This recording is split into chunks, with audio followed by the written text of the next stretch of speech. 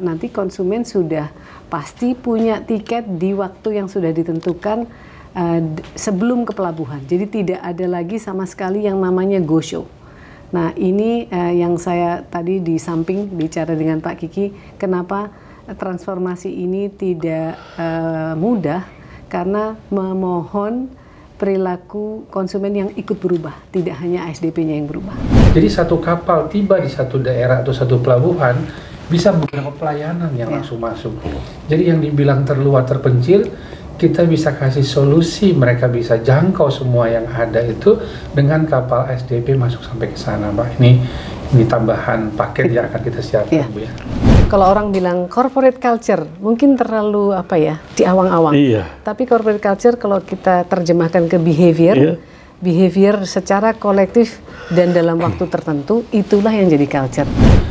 Direktur utama, tapi kan wanita yang kalau kita kurang itu cerewetnya bukan hanya cerewet, bukan hanya cerewet masalah kerjaan, tetapi cerewet ibu itu kan terpanggil semua tuh tertuntut gitu, harus memenuhi. ASDP tidak hanya menjadi sarana mobilisasi barang dan penumpang, tapi juga sebagai sarana wisata. Jadi orang naik kapal penyeberangan tuh ya berwisata. Betul. Experience-nya ya, Experience-nya dengan hospitality yang bagus, betul. Dengan tentu dengan ada pemandangan yang bagus. Begitu turun nanti ada park, theme park, ada tempat kuliner yang bagus tentu. Kalau dibikin terpadu, ini luar biasa, Bu ya.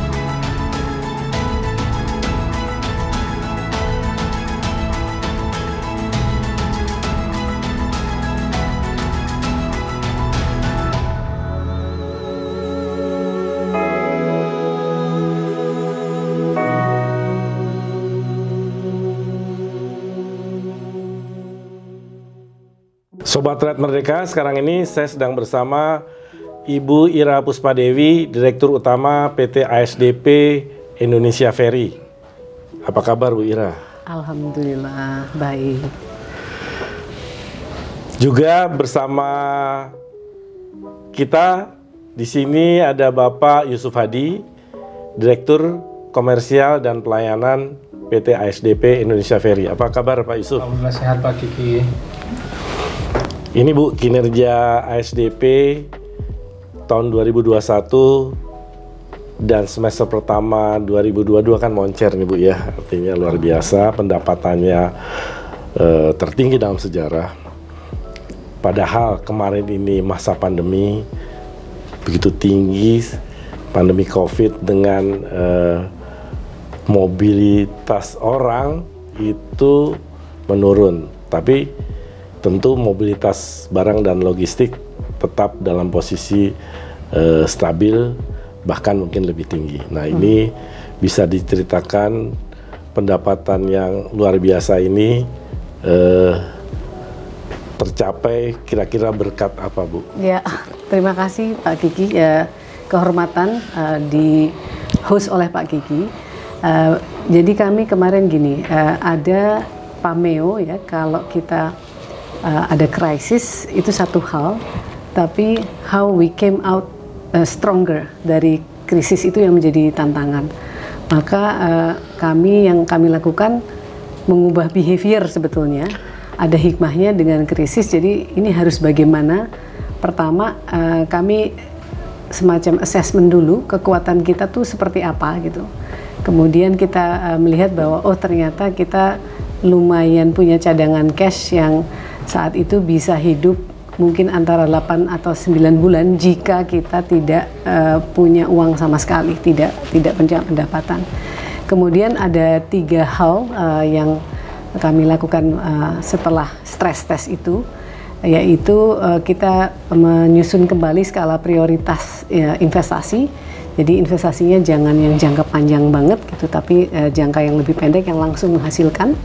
Kemudian yang kedua, kita juga ada beberapa bisnis baru yang kita kembangkan, antara lain dengan skema korporasi, tadinya full retail gitu. Yang ketiga, kita melakukan efisiensi secara besar-besaran, antara lain dengan digitalisasi. Jadi sebenarnya digitalisasi itu kita sudah mulai sebelum pandemi, tetapi pas ada pandemi akselerasinya makin kita percepat. Dan saya kira di tahun 2021 kemarin adalah masa di mana keadaan mulai normal, artinya volume mulai baik, kemudian alat-alat yang sudah kita ciptakan untuk revenue assurance tadi itu juga sudah ada, sehingga volume yang baik kemudian ditangkap oleh alat yang baik, jadilah hasil yang baik itu. Kurang lebih sederhananya gitu Pak Kiki. Sampai akhir tahun ini apakah akan ada kejutan dalam pendapatan Bu? Kejutannya buat kami awalnya terkejut, tapi setelah dihitung-hitung kembali kayaknya benar nih. Insya Allah laba kita bisa 2 kali lipat dari yang tahun lalu kemarin yang sudah all time highest, itu bisa 2 kali lagi di tahun ini. Jadi memang capaian ini tentu berkat kerja keras seluruh jajaran SDP Bu ya? Iya, pasti. Termasuk dari sisi pelayanannya bagaimana melayani penumpangnya atau pelayanan barang gimana ya, Pak Yusuf? Untuk pelayanan barang juga kita melakukan inovasi dan kreativitas, yang mana yang biasanya orang datang membawa barang dan mereka yang mengurus sendiri, sekarang kita bermitra, ada mitra yang nanti mengurus. Jadi orang itu akan bisa lebih nyaman pada saat mengirim barangnya. Kita tahu bahwa pada saat era pandemi bersentuhan itu kan sangat harus dikurangi. Iya. Nah di situ kita masuk ada inovasi. Nah, di beberapa lintasan kita sudah melakukan itu sebagai prototype. Nah ini akan kita plug and play di bulan-bulan selanjutnya sampai dengan akhir tahun nanti dan seterusnya. Itu dari sisi barang, dan kita menangkap bahwa pandemi itu logistiknya harus mendatangi orang karena orang kan tidak bermobilisasi dengan tinggi. Dari sisi ternyata peluangnya pelayanan kita pastikan jadwal kapal, jadwalnya dan juga kehandalan kapalnya agar supaya jadwal itu benar-benar bisa on time. Lalu juga ada treatment yang diminta juga ya Ibu Dirut kita ini direktur utama, tapi kan wanita yang kalau kita kurang itu cerewetnya bukan hanya cerewet bukan hanya cerewet masalah kerjaan, tetapi cerewet ibu itu kan terpanggil semua tuh tertuntut gitu harus memenuhi. Nah beliau bisa sampai memastikan pramugari melayani seperti apa, security melayani seperti apa, semua itu harus dirubah. Nah kita punya target tahun depan itu people culture-nya yang kita akan utamakan. Maka pelayanan kita awali sudah di tahun pada saat bermobilisasi dan pada saat recovery pandemi ini sudah kita siapkan. Dan itu bisa dilihat SDP sudah memberikan segmentasi pelayanan. Di Merak Bakahuni ada pelayanan eksekutif atau ekspres Pak. Itu berarti bahwa kita konsen terhadap segmen, kita konsen terhadap targeting dari apa orientasi konsumen Pak. Jadi peningkatan kualitas hospitality-nya dijaga dengan baik Pak ya? Dijaga dengan baik ya. Masih harus lebih baik lagi. Ya. Apakah ada pelatihan-pelatihan khusus Bu? Ada. Dan kita, saya tidak malu untuk mengatakan kami bersyukur gini, di tengah kesulitannya airlines, ada impor para ahli yang lebih baik dari kami di industri yang lebih dahulu tentang pelayanan pindah ke kami. Jadi kami untuk secara cepat kan daripada kita mulai dari nol sama sekali mengimpor teman-teman yang memang dari industri yang sudah lebih established untuk membantu kami. Kan pandemi ini mendorong kita ya untuk lebih cepat dalam go digital. Tentu ASDP ini sekarang ini sudah lebih digital daripada masa-masa yang lalu sebelum pandemi, apalagi di bidang tiketing. Artinya dengan Verizi ini kelihatannya apa yang akan dicapai ke depan, karena di masa liburan kemarin mudik memang saking banyaknya orang, karena ini mudik terbesar sepanjang sejarah untuk menghadapi nanti ke depan, Bu, terutama Natal dan Tahun Baru. Apakah ada upgrade dari Verizi ini sehingga ketika terjadi lonjakan orang untuk membeli tiket secara online ini bagaimana, Bu? Iya, ini Lebaran kemarin memang fenomenal. Karena sesungguhnya digitalisasi tiket itu sudah mulai sejak tahun 2018, Pak Kiki, berevolusi gitu. Tetapi kan kemudian 2019 orang nggak mudik nih. Jadi sosialisasi sebesar apapun tetap ternyata belum cukup. Nah, jadi kalau ditanya apa nextnya, sosialisasi beneran. Tapi saya yakin dari Lebaran kemarin orang juga belajar, karena painful kalau orang tidak melalui proses yang benar. Artinya gini, Verizi itu ada dua hal utama. Yang pertama, untuk memastikan bahwa orang yang datang itu sesuai jumlahnya dengan kapasitas. Ini sama dengan moda kereta api, dengan moda pesawat misalnya. Yang kedua, kita ingin pastikan juga dengan orang mempunyai tiket sebelum pelabuhan, orang itu sudah mengisi manifestnya. Karena Pak Kiki bayangkan kalau naik mobil ada penumpang 6 mengisi manifest di tol gate-nya pelabuhan, nggak cukup waktunya. Jadi yang kami harapkan adalah dengan sosialisasi dari kami tentu saja dan mohon bantuan teman-teman media antara lain adalah bahwa nanti konsumen sudah pasti punya tiket di waktu yang sudah ditentukan sebelum ke pelabuhan. Jadi tidak ada lagi sama sekali yang namanya go show. Nah, ini yang saya tadi di samping bicara dengan Pak Kiki, kenapa transformasi ini tidak mudah, karena memohon perilaku konsumen yang ikut berubah, tidak hanya ASDP-nya yang berubah. Ya, tapi apakah nanti ke depan ini akan ada literasi secara kontinu ke masyarakat, karena tentu masyarakat perlu terus diberikan knowledge yang mungkin rutin ya. Betul. Apakah memang ada nanti? Ya, itu harus. Makanya salah satunya juga kami sowan ke Pak Kiki ini ke media untuk mohon bantuan karena perlu waktu. Ya. Seperti juga teman-teman dulu kita mungkin kalau beli tiket pesawat pakai travel bureau gitu, sekarang kan udah nggak ada lagi. Sebenarnya Verizi juga sama, orang sudah bisa pesan tiket sambil berbaring di rumah. Itu eventually pengen begitu, tapi perlu waktu, maka perlu banyak ngobrol dengan banyak stakeholders. Termasuk juga dengan perusahaan logistik, Bu, ya nanti yang akan mengangkut barangnya dengan menggunakan sarana transportasi SDP, Bu. Betul. Sekarang kan banyak akan dikembangkan kawasan ekonomi khusus, Bu. Nah, bagaimana kawasan ekonomi khusus ini kelak mendapat dukungan penuh dari ASDP juga, Bu? Apakah memang sudah ada program yang sudah akan ditetapkan oleh ASDP untuk mendorong pengembangan kawasan ekonomi khusus yang dekat dengan pelabuhan penyeberangan? Ya, nanti Pak Yuswadi bisa tambahkan, tapi gini, yang pertama kita sekarang sudah berpartisipasi langsung di daerah wisata prioritas yang ditentukan oleh Presiden. Kemudian itu antara lain ada di Sumatera Utara, di Toba, di Labuan Bajo, kemudian di Sulawesi Utara, di daerah sekitar Bitung Likupang ya. Kemudian nanti kita juga IKN, kita juga sudah mulai bersiap-siap merancang apa yang kita sebut dengan long distance ferry.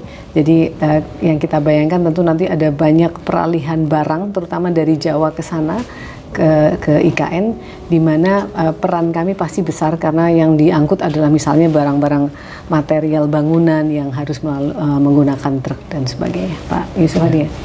Baik Pak, Kiki tambahkan apa yang disampaikan Ibu Ira, bahwa kita sudah mulai memetakan, memapping klaster. Jadi pelabuhan di mana yang di situ lahan pelabuhannya tersedia, kita utilize, dan juga memang bisa jadi hub yang tidak besar, tetapi hub yang menghubungkan pulau sama pulau. Seperti contoh di NTT di Larantuka. Di Larantuka itu kita melayani yang namanya Waiwerang, Leoleba, Adonara, sampai ke Alor. Nah, terus di Ternate itu kita dari Ternate namanya Bastiong, itu ke Sofifi, ke Sidangule, ke Rum, lalu ke Pacan, Babang, Oli, Babang, Sanana, Mengole, Bobong. Itu kan banyak sekali. Nah, di situ kita jadikan hub untuk transportasi kelanjutan daripada logistik yang kapal besar. Nah, di situ terjadi pergulatan atau muncul sentra-sentra ekonomi baru untuk bisa mendistribusikan barang-barang logistik yang lebih lancar lagi. Di samping itu tentunya kawasan ekonomi khusus yang lagi kita garap, seperti untuk meningkatkan peran pelabuhan dan kota itu di Bakahuni, nanti ada Bakahuni Harbor City yang lagi kita garap, Bu ya. Yang lagi kita garap itu kurang lebih kita dan pemerintah Provinsi Lampung dan juga mitra itu sekitar 175 hektar, Bu ya, akan kita garap di sana. Di situ akan menjadi kawasan wisata baru. Juga ada di sana ada Krakatau Park, ada juga Museum Krakatau, dan juga binaan UMKM di sana juga kita handle. Ya. Nah, ini sesuatu yang kita siapkan untuk kawasan ekonomi itu ya. Yang menarik itu kemarin waktu pandemi itu Pak Kiki, ada kebanyakan kan kendaraan logistik di SDP itu bawa barang logistiknya di atas kendaraan. Tapi ternyata pertumbuhan tertinggi selama pandemi adalah barang yang kita sebut dengan barang curah. Tidak di atas kendaraan, itu naiknya di atas 40%. Luar biasa. Jadi itu sangat menyelamatkan kami gitu. Iya. Siapa sih Pak yang naik 40% di zaman pandemi? Iya, betul. Nah, terus selain Merak Bakahuni dan Ketapang Gilimanuk, kira-kira mana lagi penyeberangan mana lagi yang akan menjadi andalan ke depan dan bisa dikembangkan menjadi sumber pertumbuhan SDP, Bu? Ya, kalau Merak Bakahuni kita sudah lihat dan akan makin tumbuh dengan adanya Bakahuni Harbor City, Pak. Yang kita harapkan antusiasme orang untuk menyeberang dari Pulau Jawa ke Sumatera juga naik karena ada daerah wisata baru gitu.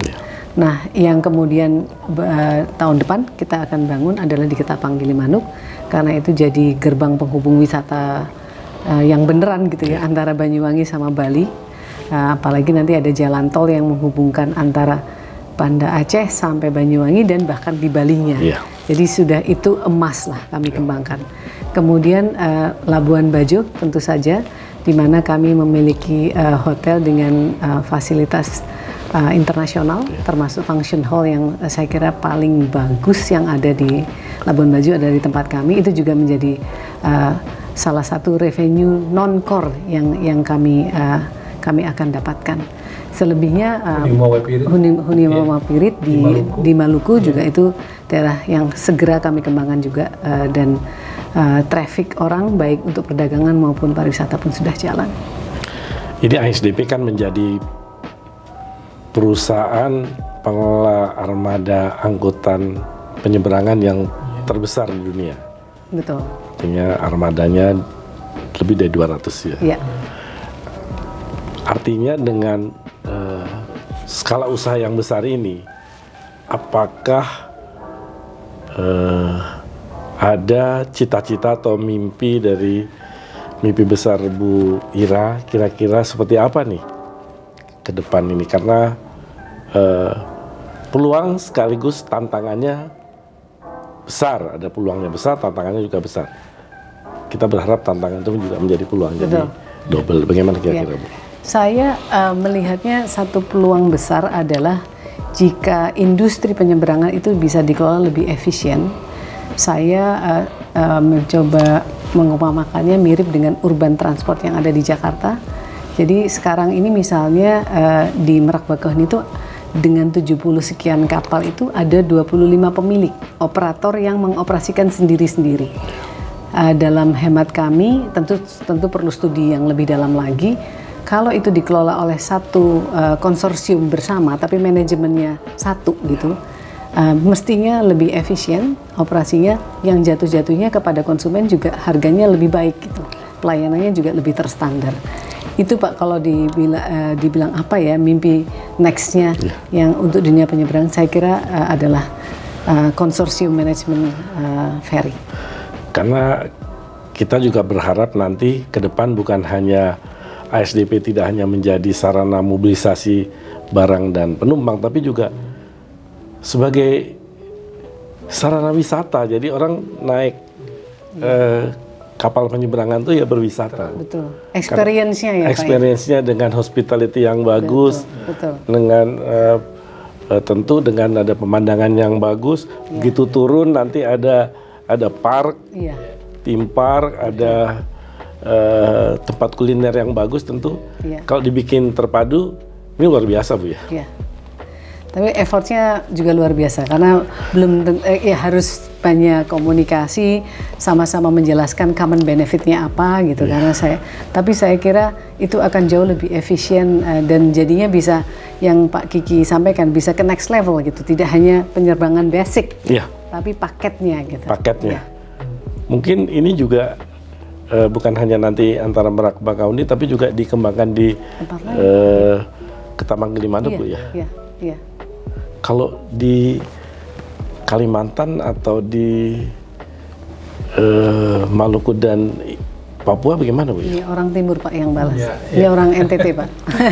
Baik, kita sekarang sudah kayak seperti Labuan Bajo karena waterfront. Kita punya kapal sudah mempersiapkan infrastruktur kapalnya untuk wisata. Lalu kita juga sudah menjadi bagian feeder dari Raja Ampat. Jadi ada ferry kita ke sana, dilanjutkan dengan kapal rakyat. Nah ini keterpaduan. Jadi kolaborasi antara potensi dari daerah itu sendiri dengan infrastruktur yang ASD punya, ini kalau disatukan, ini potensi kekuatannya besar sekali. Jadi tidak lagi orang berinvestasi besar untuk menikmati area-area wisata yang sesungguhnya sangat indah negara kita ini. Nah itu keterpaduan yang berikut juga tentunya keterjangkauan daripada hasil-hasil perkebunan dan pertanian yang sulit dikeluarkan dari daerah yang jauh terpencil tertinggal itu kita keluarkan dengan adanya transportasi SDP masuk. Ada satu yang menarik Bu, di rute yang kita lagi siap Pak Kiki kita beri topik namanya Smart Ship. Jadi kapal yang nantinya bisa masuk sampai ke wilayah-wilayah terluar terpencil itu, satu kapal itu bisa membawa beberapa pelayanan. Contoh, kapal kita itu menjinggahi pelabuhan titik A ke titik B, di B dia bisa parkir 4 jam. Di C dia bisa parkir ada yang 8 jam dia menunggu karena jadwal. Nah, di saat 4 jam dia parkir, itu kan bisa di kapal kita masuk, bisa juga tim medis juga ada, bisa kita memberikan pelayanan bersama-sama Kementerian Kesehatan untuk menyiapkan tenaga medisnya. Di situ ada klinik, lalu di situ juga bisa masuk wifi, internet yang banking bisa masuk, pelayanan banking di situ. Jadi satu kapal tiba di satu daerah atau satu pelabuhan bisa beberapa pelayanan yang langsung masuk. Jadi yang dibilang terluar terpencil, kita bisa kasih solusi, mereka bisa jangkau semua yang ada itu dengan kapal SDP masuk sampai ke sana, Pak. Ini tambahan paket yang akan kita siapkan, Bu ya. Jadi pelayanan untuk meningkatkan peradaban ya, Mbak. Peradaban, Iya. betul. Nah ini kan melayani daerah perintis ini, Iya. transportasi antar pulau ini kan perintis, Bu ya. Betul. Tentu ada effort tersendiri. Betul. Apakah kepada mereka yang bekerja melayani ini ada insentif khusus, Bu, dibandingkan yang bekerja di bukan daerah remote, Bu? Apakah ada, Bu? Pak Yusuf Hadi yang Baik, jadi Pak Kiki sudah agak ke dalam nih, Bu. Ya. Jadi ke dalamnya kita, Pak, kalau kapal perintis itu formulanya, cost-nya itu sudah ada standar. Ya. Tapi kami memberi lebih kepada kru. Jadi bayangin, Pak, kita diberi hanya 13 kali gaji. Iya. Jadi gaji yang 12 plus ada tunjangannya. Tapi kami besaran gaji itu plus bonusnya perusahaan yang perintis itu rugi, tetapi kita berikan bonus tetap kepada luar biasa. kru yang ada di sana. Di samping itu mereka bisa menerima sampai 16 kali penerimaan salary-nya mereka. Iya. Jadi kita tidak membedakan antara perintis sama komersil, kru kita perlakukan sama, bahkan itu bagian dari insentif yang mereka tahu bahwa mereka bukan dimarginalkan, tapi mereka diperankan. Diperankan ya, luar biasa. Luar biasa. Kita lihat ini kan selama ini capaian-capaian ini berkat kerja keras ya. Sementara tahun depan ini situasi masih belum menentu, Bu. Apalagi ada banyak orang memprediksi situasi akan menjadi lebih suram, lebih gelap. Ya. Bagaimana pihak ASDP menghadapi situasi seperti ini? Kira-kira sudah disiapkan ada model bisnis atau ada kiat khusus, Bu? Ya. Yang pertama, Pak, saya tadi sampaikan bahwa pas pandemi kemarin kita mengadopsi perilaku-perilaku baru atau terbarukan yang hasilnya favorable untuk kinerja. Nah, itu ingin kita pastikan perilaku itu terus ada, sustain gitu. Kemudian antara lain, Pak, yang kemarin salah satu hal yang kita lakukan dan langsung memberikan hasil adalah kita melakukan yang kita sebut dengan EBITDA control. Kalau sebelum itu, misalnya kapal itu hanya dimintain pertanggungjawaban tentang pendapatan. Tapi dengan EBITDA, kita memaksa orang, kita semua, untuk juga lihat biaya. Dengan begitu, kalau DA itu depreciation dan amortisasi, depresiasi dan amortisasi itu kan urusannya keuangan lah. Nah, dengan begitu, dengan EBITDA control itu kita berharap situasi apapun kita aware gitu loh, mana yang menjadi pendapatan, yang mana yang menjadi beban, karena pendapatan itu kan belum pasti, tapi kalau beban kan pasti. Nah, maka kontrol di beban ini yang harus kita kuatkan, dan intinya perilaku yang sudah kita adopsi positif kita harus pertahankan dan cari lagi perilaku apa yang akan membantu kinerja kita bertahan. Tambahan, Pak. Ya. Tambahan. Iya. Tadi Bu Dirut sampaikan itu dari sisi aspek internal, eksternalnya. Kita di pandemi juga dan sampai saat ini kita sudah punya scam bisnis yang namanya corporate scam, Bu ya. Jadi kita tuh udah nggak nunggu lagi orang datang di pelabuhan. Bukan retail saja. Bukan retail saja, tapi B2B. Skema korporasinya kita sudah jemput ke hulu. Jadi kalau jemput ke hulu, kita sudah bisa tahu berapa load yang akan diperlukan untuk kapal kita siapkan. Nah, ini kan strategi jemput bola ini termasuk bagaimana kita mau melakukan sebuah positioning yang namanya captive market. Jadi kita sudah mengambil duluan, mengetahui duluan dari awal, sehingga bisa memanage internalnya juga sudah bisa dikawal dengan tadi infrastruktur EBITDA dan beberapa hal treatment manajemen internal yang kita gunakan.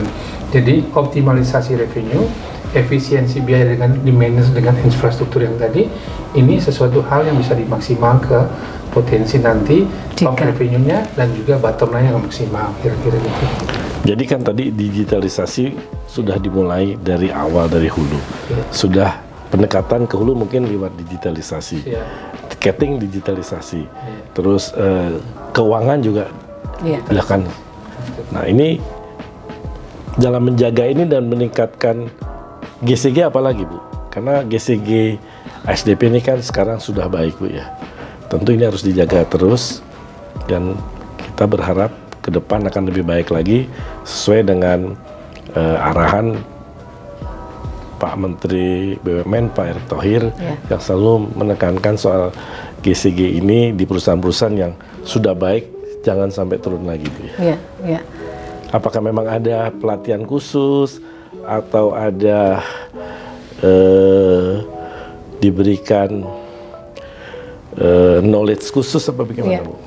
Governance sudah buat kami tidak boleh hanya karena itu requirement dari pemegang saham. Itu requirement iya. Tetapi sesungguhnya governance adalah untuk kita sendiri gitu benefitnya. Itu yang kita ingin tekankan, bahwa semua orang harus memiliki tanggung jawab governance di setiap peran yang kita mainkan itu apa. Jadi antara lain kita selalu ada training berkala tentang itu dan juga assessment. Yang kita lihat skor kita tidak hanya skor ya, tapi skor itu kan memberikan indikator kepada kita bahwa sebagus apa atau sekurang apa kita dalam hal itu. Jadi monitoringnya sangat serius, karena ketika governance-nya tidak baik maka ancamannya kan ke kinerja gitu. Dan kalau ke kinerja ancamannya apa? Bonus. Jadi kita mencoba semua itu di capture di dalam KPI. Ketika KPI itu kan alat yang paling efektif untuk mempengaruhi perilaku orang kan. Karena apa? Karena dapat bonus atau reward. Sesederhana itu. Jadi kemampuan kita mengukur governance dan memasukkannya dalam KPI itu akan menentukan seberapa bagus governance kita. Di samping KPI, Pak Kiki, Ibu Dirut punya namanya 3 Habit. Mungkin Ibu bisa sampaikan. Nggak apa-apa. Ya. Jadi beliau untuk menggiring kita untuk GRC-nya, governance risk and compliance-nya harus jalan. Beliau mengajak kita semua unsur elemen perusahaan namanya 3 Habit. 3 Habit itu semua karyawan harus paham bahwa sekarang udah habit pertama tuh zero fraud. Nah, zero fraud ini bagian dari GRC tadi juga. Jadi komitmen dan konsekuensinya jelas. Apabila ada yang melanggar terbukti, artinya tidak mencari-cari terbukti dan ada prosesnya, itu konsekuensinya bahkan kita tidak menginginkan hal itu terjadi. Tetapi yang memang mau melanggar benar-benar, ya konsekuensinya harus PHK, kita PHK. Nah, kalau itu satu, zero fraud, Pak. Yang kedua adalah terkait dengan safety and service excellence. Nah, artinya bahwa di semua level, di semua sistem itu betul-betul harus excellent dan konsisten. Itu bagian untuk mendorong governance itu harus dilaksanakan. Yang ketiga adalah financial effectiveness. Financial effectiveness ini bahwa kita berbelanja itu tepat guna, tepat sasaran, tepat manfaat untuk mendatangkan hasil yang maksimal. Nah, 3 Habit itu salah satunya untuk mengawal governance ini bisa terlaksana. Tambahan itu. Jadi 3 Habits ini menjaga GCG menjaga GCG. Iya. Menghadapi serangan dari luar, dari dalam juga luar biasa. Jadi memang udah siap nih. Jadi insya Allah. Jadi kalau kami kini lihatnya, kalau orang bilang corporate culture mungkin terlalu apa ya, di awang-awang. Tapi corporate culture kalau kita terjemahkan ke behavior, behavior secara kolektif dan dalam waktu tertentu, itulah yang jadi culture. Maka behavior ini harus masuk KPI, Pak Kiki. Luar biasa. Jadi kita lihat ini memang harapan tumbuh ke depan, saya rasa masih akan ada ruang karena dengan 3 Habits ini mudah-mudahan meskipun situasinya berat, semua bisa dilalui dengan dengan baik, selamat. Kita masih bisa tumbuh, pendapatannya masih bisa naik, karena di tengah kesulitan ini, di tengah pandemi kemarin aja bisa survive. Mudah-mudahan ini ke depan juga ASDP makin sehat, Bu. Amin. Terima kasih. Terima kasih, Bu Ira dan Pak Yusuf. Para Sobat RM, demikian bincang-bincang saya dengan Ibu Ira Puspadewi, Direktur Utama PT ASDP Indonesia Ferry, dan Pak Yusuf Hadi, Direktur Komersial dan Pelayanan PT ASDP Indonesia Ferry. Semoga semuanya ini bisa mencerahkan kita semua dan mencerahkan para sobat RM. Terima kasih, salam sehat, wassalamualaikum warahmatullahi wabarakatuh. Salam sehat. Waalaikumsalam warahmatullahi wabarakatuh.